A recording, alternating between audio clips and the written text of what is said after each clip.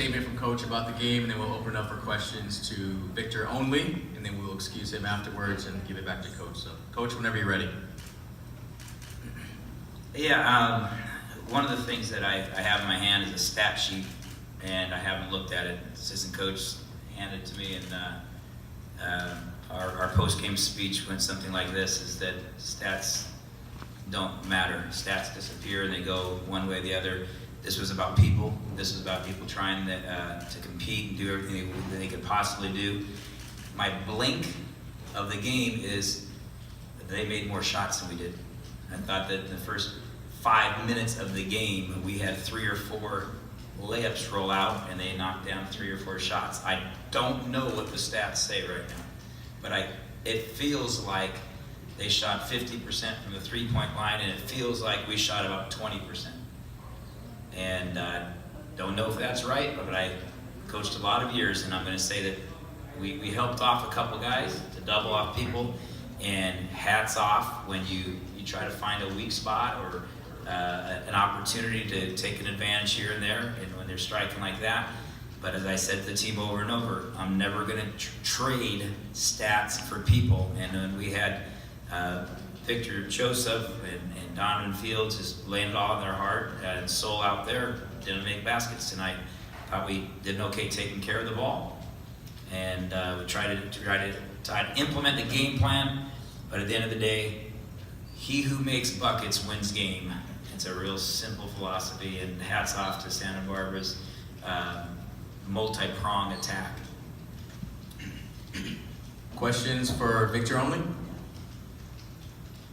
Vic, aside from three-point misses, they seemed like they were defending the paint pretty well tonight as well, and especially in the first half. What do they do defensively that's so hard for you guys the last week or so? I believe it's the 2 big men they have in there. So me and Don are under 6 feet guards, so I feel like they're contesting, either altering our shots. And today we just had a few roll out with wide open ones that really just rolled out, like Coach said.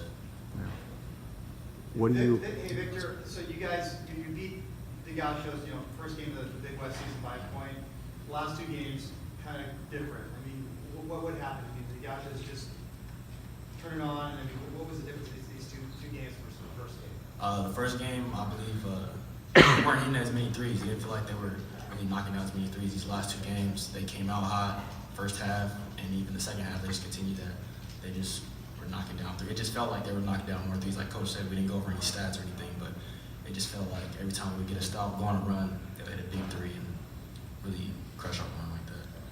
You must be disappointed, with these final 2 games especially, because I mean, I know you probably think that you can beat them. Obviously you have, so to go out this way, it's got to be a disappointment. I wouldn't say disappointment because my team really fought, and all year the season didn't go how we planned, and we really fought. And it kind of makes you upset because you know how much hard work you put into it. I wouldn't say disappointing, just kind of upset, a little hurt because you can't fight with these guys anymore, but I wouldn't say disappointing.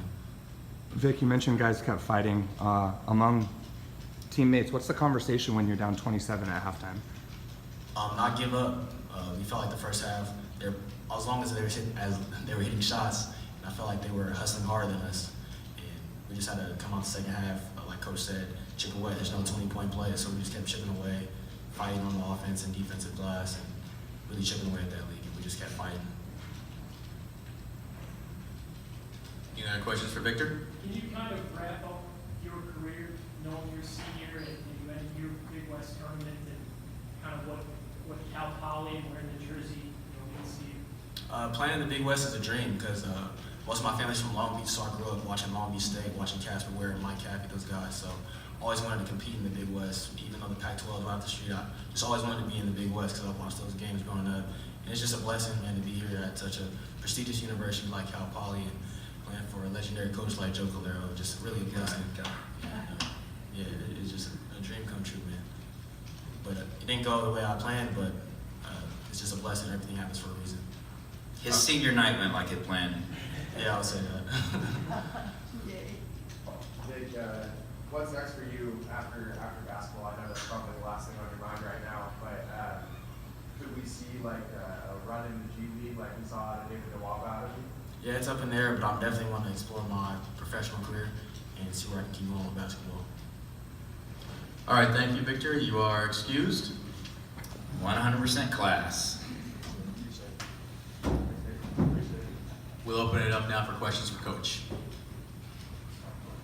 Joe, you talked about blinking and they made buckets. I think you guys were 0 for 6, maybe in the first half, 0 for 8. What do you talk to players about when you're down by 15, 20, 27 at halftime?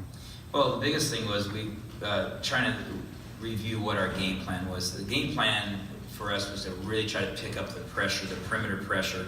Last time that we played them at their place, they only had 5 turnovers. And I just thought we allowed them to move the ball wherever they wanted to and really got it going. So we tried to pick up the pressure, and tonight we forced 14 turnovers.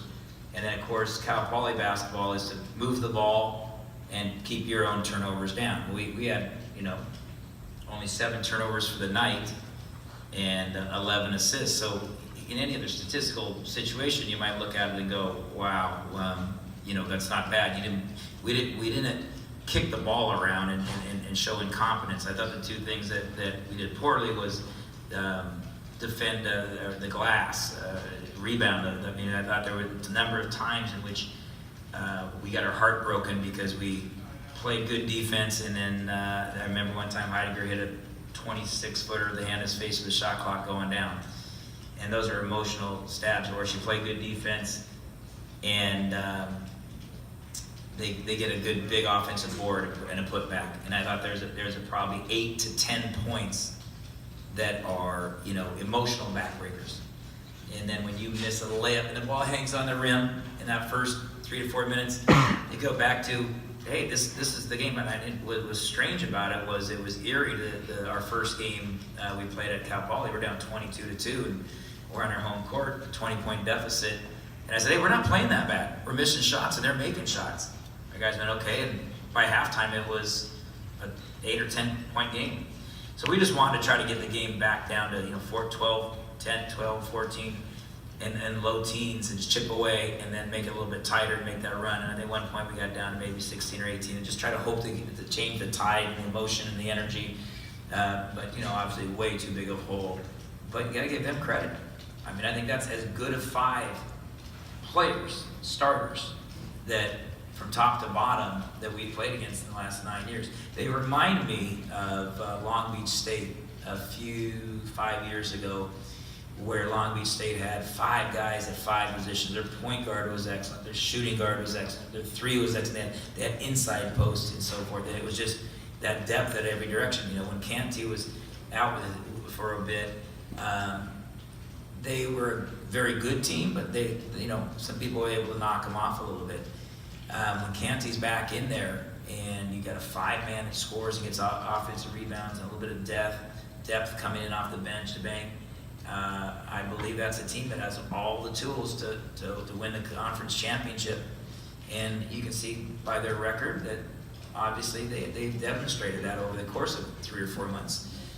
Gabe Vincent is a 5th-year senior injured, and you look at, wow, and Canty was gone last year. You got 2 guys that were not even out there for Bob Williams' team that are all conference type guys, and you had Leland King, who's a proven all conference player, and Jackson, a 5th-year senior. You got 20. It's like playing BYU out there. They have 5 or 6 guys, 22 to 25 years old, I swear, that play that way. They played with so much poise.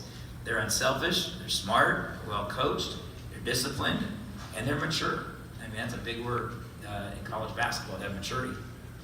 Coach, 5 straight 7 seeds now. The first time worked out pretty well for you guys. Where would you assess kind of needs for the program right now? Well, always you look at the number one thing every coach is going to say when you go talk to other coaches. You got to continue to try to improve your recruiting and your ability to get through. We have a few academic challenges. We don't get grad transfers in. They've got to have everybody in at March, and so that's not a route that we can go off. And we always want to improve our talent level. We signed 2 great kids, and I think our physicality. I just don't think that we rebound at that elite level with the size at the size and thickness at the 5. You can see 2 of the scrappiest guards you've ever seen in Donovan and Vic. But at the end of the day, they're still 5'10" and 6 foot. As they say, they put their entire heart out there. We'd like to get a little bigger at the guard spot, like what everybody would like to have. Get bigger, stronger, faster. But we're gonna play with who we have, and what we have is scrappy kids that, as I told them, the fun part about this year, people don't understand, is going to practice. These guys, every time we have a scouting report or practice, they implement it. And some teams, in some years, or some places I've been in the past, and some junior colleges stops it. Boy, you get done with practice, you're dying. With these guys, you get done with practice and you're celebrating because they work so hard and they listen to you. And obviously, it doesn't translate to consistency on the floor. I said we just have to become a little deeper, richer talent physically, and then become more consistent in what we're doing. Any other questions for Coach? Coach, slow starts have been an issue for this team all year. Obviously Santa Barbara played great defense tonight, but what was not working out there for your team? Well, as Don and Vic both said, our inside game is basically driving to the hoop. We don't have a proven post-up scorer who just throw the ball into there and say go to work. I mean, when you have that, you have a different team. And you look at the teams that are playing right now, the Final Four teams, they have a guy that you can throw the ball into the basket and they can go get 15 or 20 points. And so we're still developing those types of players. So that's the number one thing. Our slow starts are because our game is based upon driving and shooting. And that's very tough to make it at a consistent basis and be consistent, because when we're hot, we can, we lost to Fullerton in overtime. We beat Hawaii.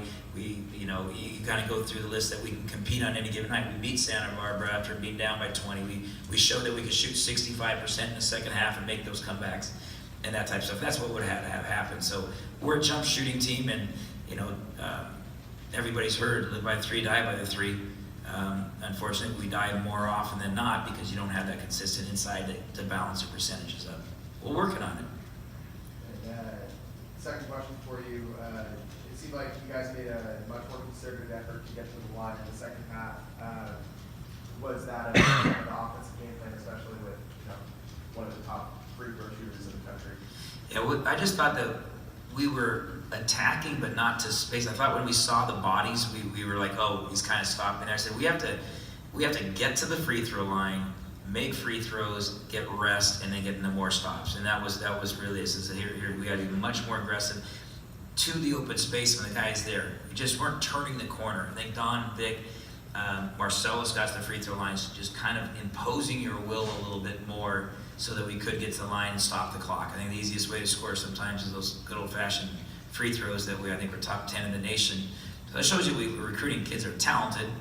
We're just not recruiting the biggest kid on the defensive side. And when you look at teams that shot the three, whether we're man or zone, you're still 6'3", 6'4", 6'5" guys shooting over the top of little shorter guards.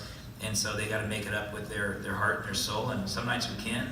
And that's why players and coaches aren't crying, saying, hey, you can't fault those kids for their effort.